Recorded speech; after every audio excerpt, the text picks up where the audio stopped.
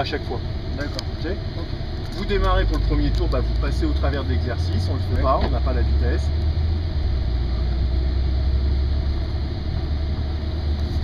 On pense bien que c'est une zone de transition, hein. Je ne suis vraiment pas moi outillé là pour faire de la sécurité, donc je ne veux pas entendre de pneumatique, je ne veux pas voir de mouvement de caisse. Pour autant, je ne vous donne pas de limitation de vitesse, hein. C'est des voitures sympas. Ok, là on va être en ligne droite, bon, bah, allez-y, accélérez un peu, pas de problème. Mais dès que va arriver un virage, on neutralise. J'ai juste pas les outils pour dire on peut faire un peu de vitesse sur cet atelier-là. À vous d'être raisonnable.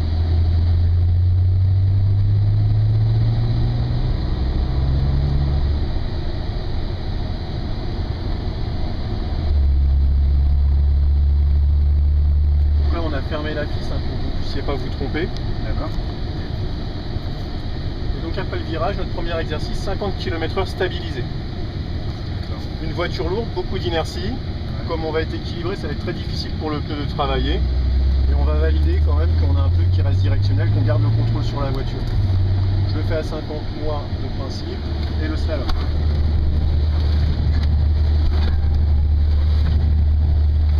Voilà, on était à 52 à l'entrée, 51 à la sortie. D'accord. On neutralise, là on a un autre atelier, vous irez tout à l'heure. Et là, 120 km/h, freinage d'urgence.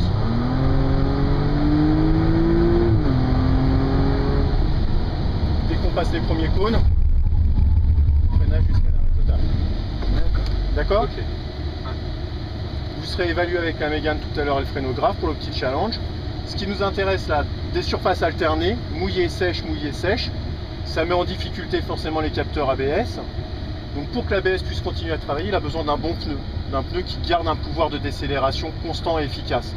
Sinon l'ABS se perd, ça ferait blocage long, déblocage plus long, et puis l'ABS se battrait pour compenser le pneu.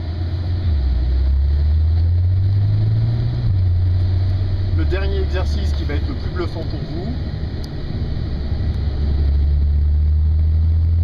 50-70 km/h, on regarde loin devant nous le feu, et c'est le feu qui va nous dire ce qu'on doit faire. 70 km/h maxi par contre, hein, parce qu'après ça devient l'enfer. Donc voilà, et le feu va attendre de nous mettre dans l'urgence.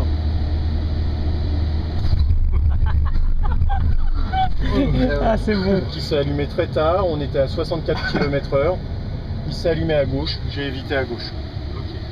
Donc on s'est mis en situation d'urgence pour ne pas faire de cadeau aux pneus, donc ça c'est très fort sur les freins, et on a pu valider qu'on gardait un vrai pouvoir directionnel sur le mouillé. Hein, je vous rappelle ce que je vous disais, en général un pneu sport fait que du sport, un pneu pluie fait que de la pluie. On a, nous, la chance d'avoir un pneu qui offre une réponse globale aux besoins.